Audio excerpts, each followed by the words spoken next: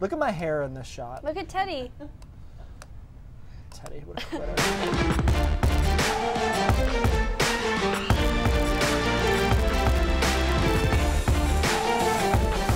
A hospital in Maine is one of the handful in the country trying a new approach to fight the opioid epidemic. Good evening, I'm Keith Carson. And I'm Lindsey Mills. We know how big this problem is. An average of more than one person a day died from a drug overdose last year. Chris Costa, now more people in Maine are dying from an even more dangerous drug, fentanyl. Yeah, Lindsey and Keith, that's why Midcoast Hospital in Brunswick started dispensing a different opioid that helps fight cravings. It's called buprenorphine. One of the most common brands that people have heard of is Suboxone. Well, take a look at the numbers. In 2017, 418 people died of a drug overdose. In the first 3 months of this year, 65% of the drug deaths involve fentanyl in some form, and that's up from 6% last year.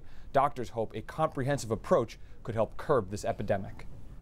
They'll get 6 more milligrams. This is what Suboxone looks like. It's one of the brand names for buprenorphine, another opioid commonly used to wean people off of other addictive drugs like heroin.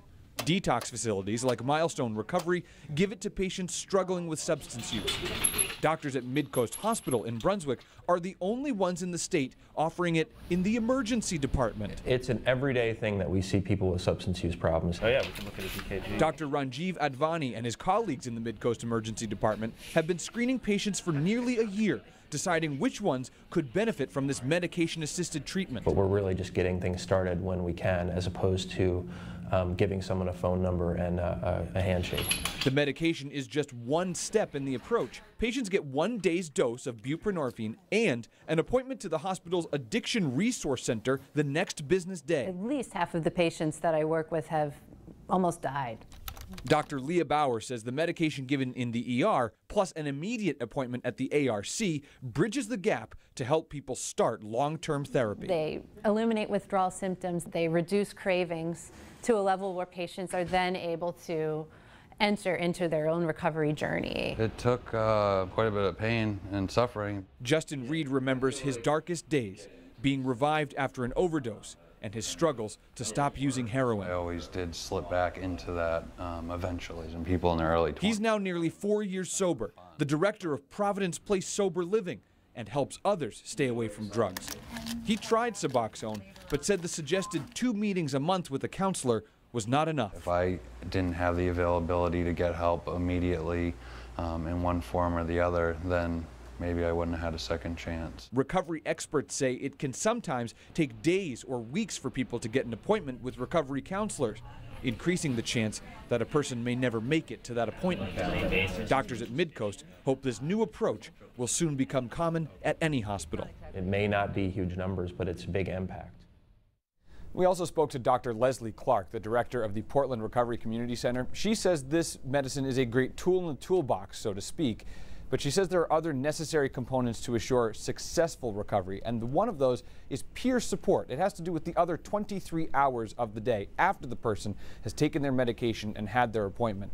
Doctors at Midcoast told us since we first ran the initial story about a month ago that roughly 50 people have come to the ER asking about this program. Wow. The need is amazing. We were just talking off camera about how you think about how powerful those drugs are, that people say that, okay, I can't get these, I'm going to get heroin now. I mean, you know, it's just the step there. It seems drastic, but it isn't. And every doctor that I've spoken to about this and this whole process has told me that addiction is a brain disease. It's something that when you start getting addicted to things like painkillers, eventually it turns into that need for something more powerful like heroin. So they're saying it's not necessarily a choice that they go to heroin, but something that their body begins to crave biologically. So that's what these guys are trying to prevent. And if you guys have any questions or anything, reach out to us on Facebook Live and YouTube Live right now, and Chris can answer some of your questions over the commercial break. Chris, thanks. Yeah.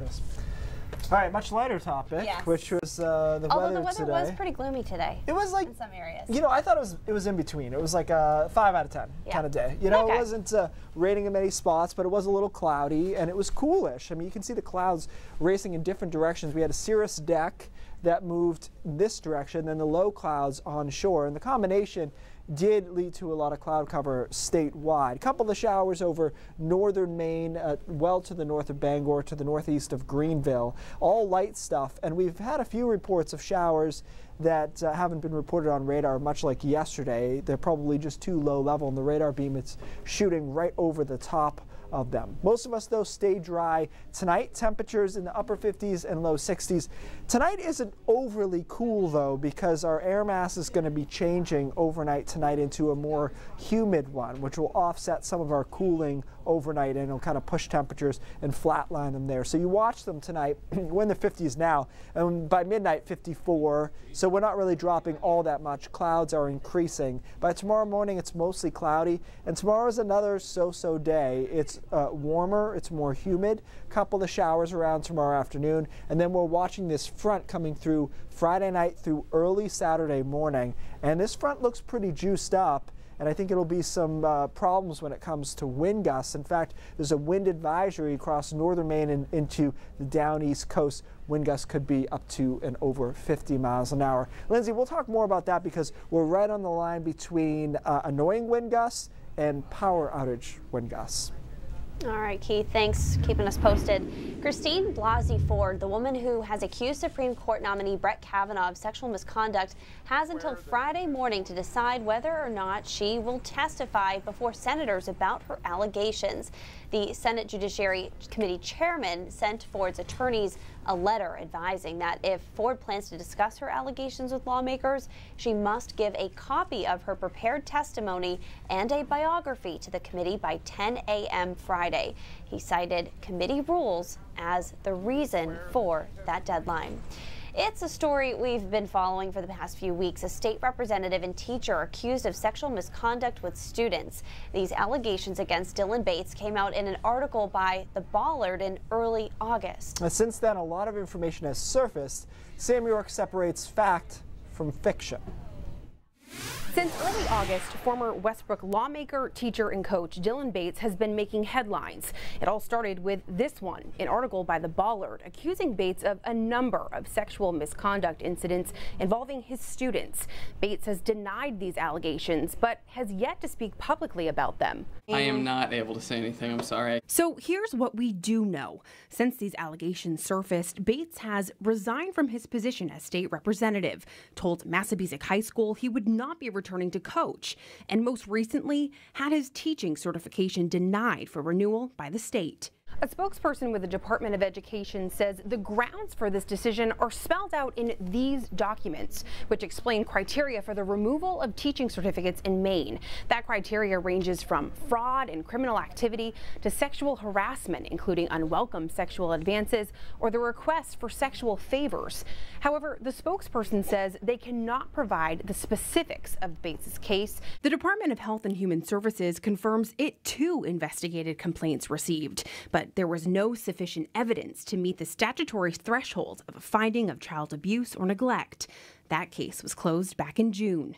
And while we have yet to hear from Bates personally about the recent events, his lawyer released this statement, saying Dylan withdrew his appeal of the DOE's proposed action for the plain and simple reason that he would not be in a position to use his certification in the near future, given the media coverage of the false allegations. Going on to say he has never wavered from his absolute denial that he ever engaged in any misconduct at all. Portland police say to this day, no criminal charges have been filed against Bates. They've investigated and found nothing.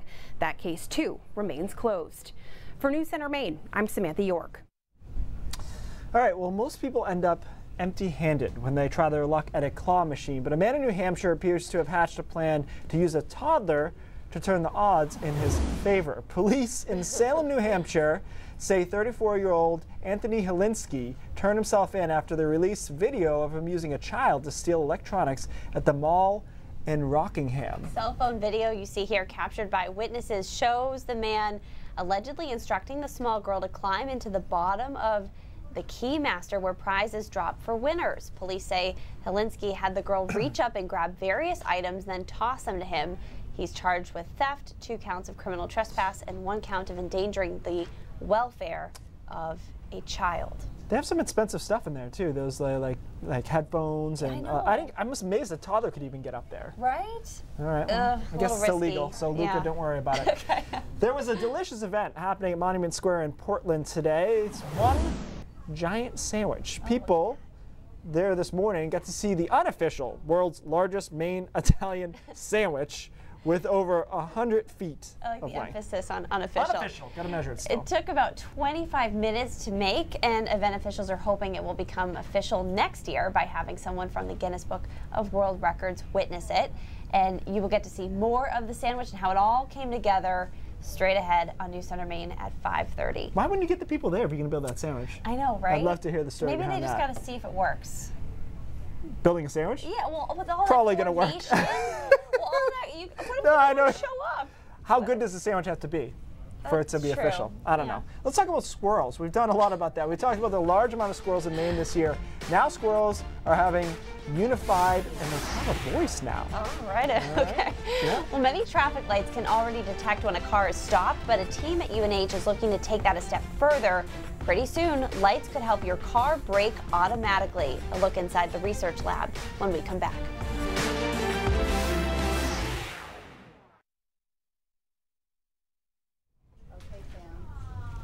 We are going to the newsroom. How is everybody today? Is everybody good? I gotta look on there. Kiri says, hey, love to see more Keith. Ooh, scary thought. She's asking why Lee and Lee have switched shifts. That's a great question. Lee? We just want to let you get some sleep. Yeah. Why did we switch shifts? Viewers on Facebook Live are wondering why Lee and Lee have switched shifts. Well, this is a leap year coming up. Oh, That's what it is, yeah. the leap year. I thought this was an elaborate ploy for Karen to get me fired. Put him on the desk for a half hour every day and just let it resolve itself, you know? Yeah. All right, fine. You're doing 3 shows now. And send an alert email to the FCC. Yeah. Exactly. Exactly. Oh my gosh. So somebody said they want to see more Keith? Yeah.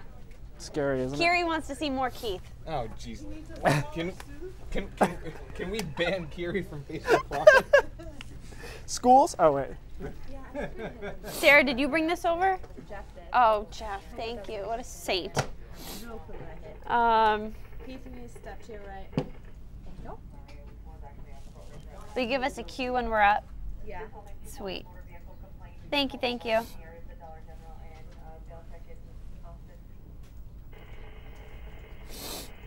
Do you watch America's Got Talent? Sometimes. Do you? I've seen it here and there. I watched Yeah. it. Yeah, it's good. Yeah. Yeah, it was good. Apparently it was a nail-biting finale. You look tall. I know, right? I got soups tall all of a sudden. I only watch America's Got Talent when Lee Goldberg tells me that something exciting happened the night before. And he'll pull it up. Basically, Lindsay, when I start walking towards you, that's when you're up. Okay. If that's a good cue. Good deal.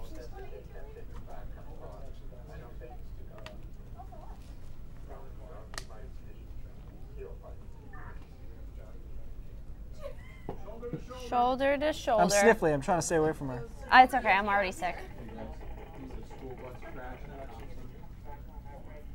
You're talking to me, Bill. We hear you, though.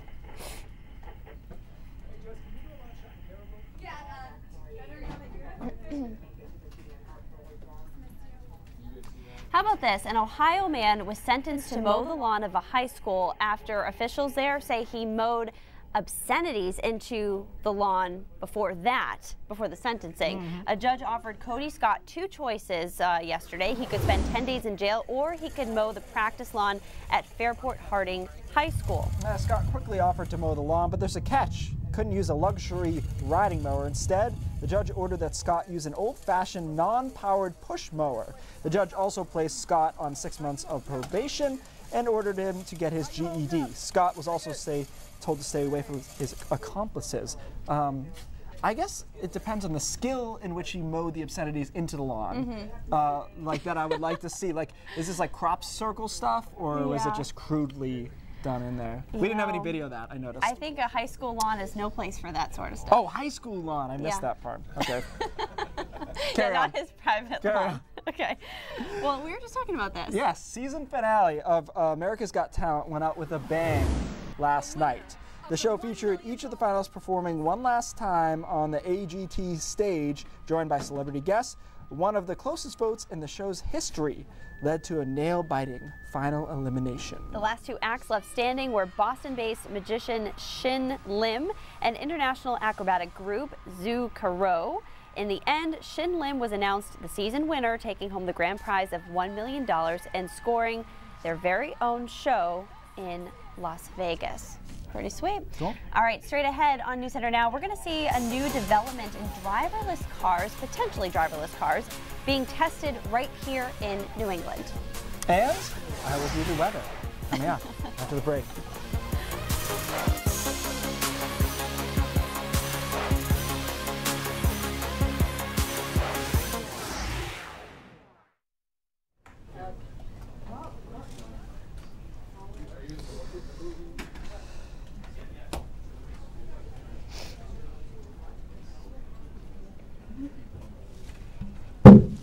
All right. Okay. All right, all right. So, let's see.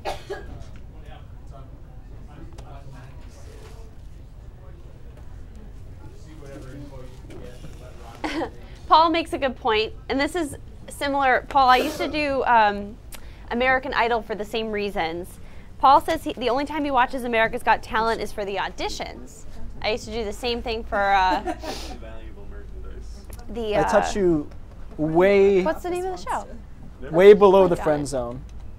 No, not America's Got Talent. American Idol. There we go. Thanks, Sarah. Is America Got Talent is on our network? Yes. Yeah. Okay. Sorry, just sat down. Oh, thanks. Hello, Fireman Fred. Squirrel account. All right. Oh boy. Do you think Ted Veripatis is behind this new Twitter account? He's right over there, Ted Veripatis. Is he? Yep. Ted! He doesn't understand the concept of like Teddy! having to stay away from us to miss him. Hi! Are you behind the Dead Squirrels account? Teddy. He definitely is. Guilty as charged. Hey, we want to do a live interview with you. Are you behind the Dead Squirrels account? No, I'm not. But Wesley tweeted at the Dead Squirrels. Okay. What did Wesley say? What did you think? You're already friends. You are simply now. I know. Well, I've been feeling like under the weather since like yesterday. Thanks. Or 2 days ago. Thanks, Keith, for bringing that into the newsroom. Yeah, everybody's like feeling something. Blenda's sick. Coco is a little sick. Amanda's a little Even sick. Gutner doesn't feel good. What? Yeah. I feel like I got like congestion A little in the something. chestal area. Yeah, that's exactly what mine is. Great. That's it. See you in 12 days. Something's going around. It's whatever. We're still having to suck the snot out of Luca's nose every night, which is really enjoyable. Oh. He likes that a lot. That sounds awful. It's like one of the few ways to get him to cry. Oh, Luca, poor buddy. Here we go. So we noticed a new Twitter account today called Dead Squirrels of Maine. The profile comments on the squirrels, both dead and alive, that have been seen on our roads. The account is from the squirrel's perspective and adds some humor to the situation. Squirrels know how to laugh at themselves, I guess. The account already has 300 followers and doesn't appear to be going away anytime soon, which is an interesting decision on our part since I think it was created today. So yes. I don't know how long it'll be around, but it is funny. I did check it out. Okay. All right, driverless cars. Whether you're ready to give the concept the green light or not, we keep hearing about them.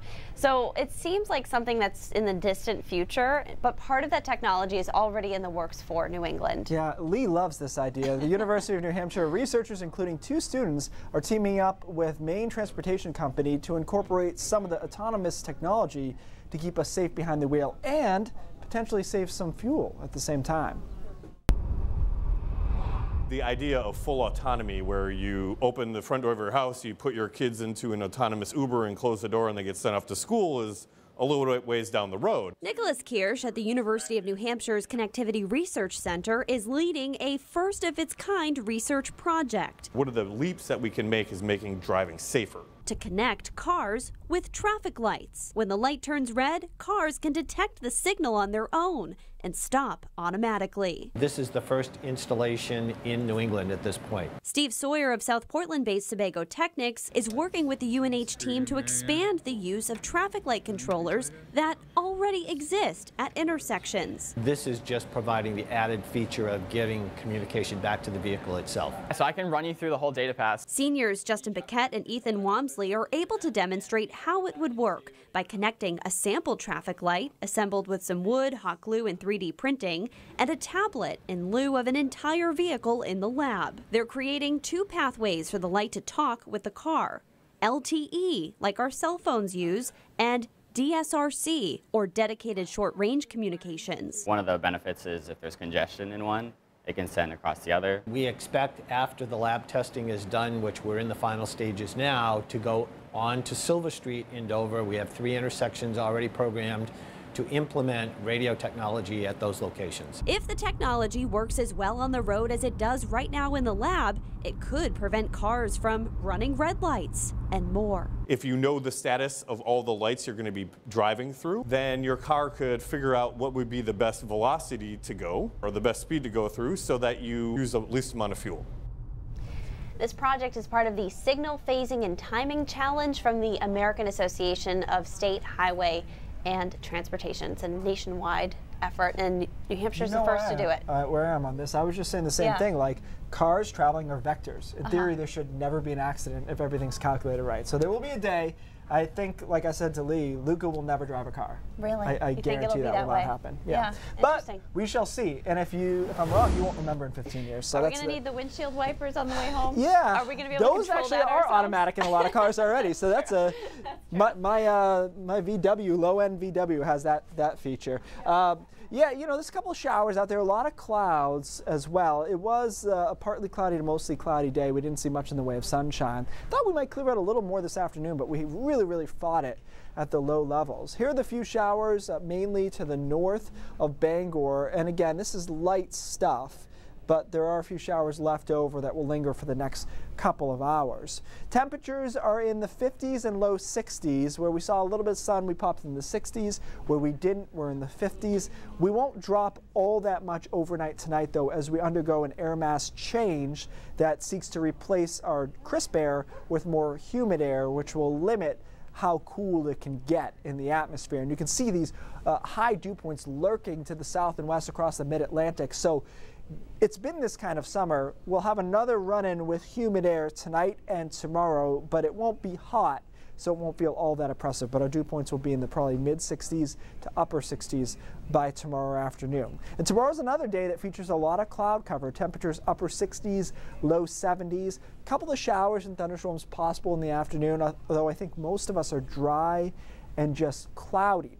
Now watch this front come through Friday night through early Saturday, coming through the mountains around midnight, 1 o'clock, 2 o'clock, 3 along the coastline, and it has some thunderstorms with it, but the bigger problem is the wind energy leading up to this front is pretty tremendous. So I'll show you some wind gusts in a minute, but we get this front offshore by Saturday morning, start with clouds Saturday, but by 10 a.m. we're sunny, and we're sunny through the rest of the day, and then Sunday is mostly sunny, beautiful, as is Monday. So we got a nice stretch of weather in there. But take a look at these wind gusts. And the European model is the most bullish with these winds, but it's also my favorite computer model. So something to keep in mind. It has wind gusts here in the upper 40s to around 50 miles an hour in the mountains and across northern Maine. And I think that's pretty likely that we get up to around 50 miles an hour, which is right on the edge for power outages. And I think there will be some. I don't think they'll be widespread at this point, though. And then the winds settle down on Saturday midday, and again, high pressure builds in. Sunday and Monday, both of those days look good. And then back to high humidity on Tuesday and Wednesday with some showers in there as well. So, you know, we talked about this yesterday, Lindsay. I think that the difference between 48 miles an hour and 56 miles an hour is pretty tremendous when it comes to power outages.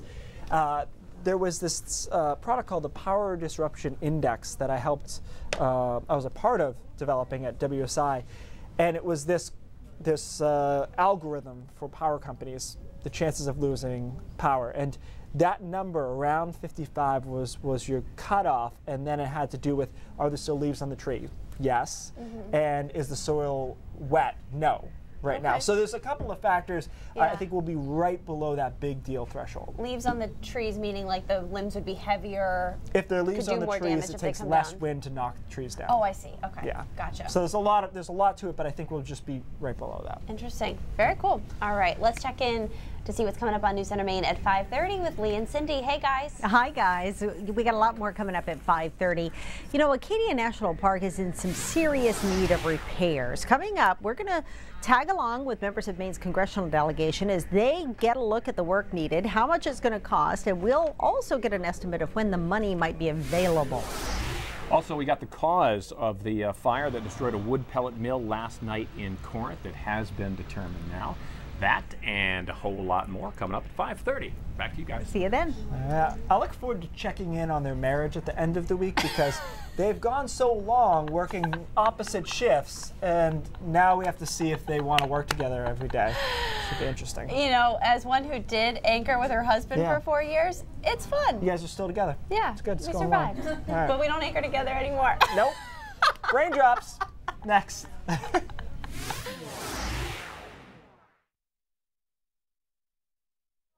I said.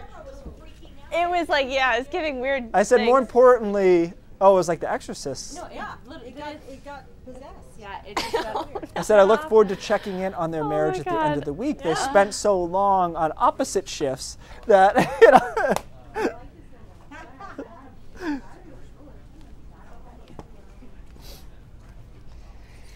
That was funny. That's so Did it, weird. Spin on the split? I don't think it did. Paula I think just sent me a I think we picture. got out of it early enough. I did it. I think we got out of it early enough. And she sent me this picture. She goes, "No house, Dad." But that's not even, like you said, that's like a solid faith effort, and it's just they don't get it yet. I did send it already. Yeah. Check in booth 3 and see if it's still sitting there. Maybe we can export it again. But I definitely did it. Thanks. What is Brain Drops today? It's actually robotic in nature. It's this. We're covering all the robots today. Yeah, it's kind of freaky, but it's a cool idea. Okay. Let me just ask how much time we have. Can you ask him how much time we have? Okay, never mind. He answered me. It's a skin that you can. Sorry, I'm just thinking about something. Yeah, you're fine. Jeff, can you tell Isaac to cue that video up in the article? Because there's going to be an ad and we don't want to watch it.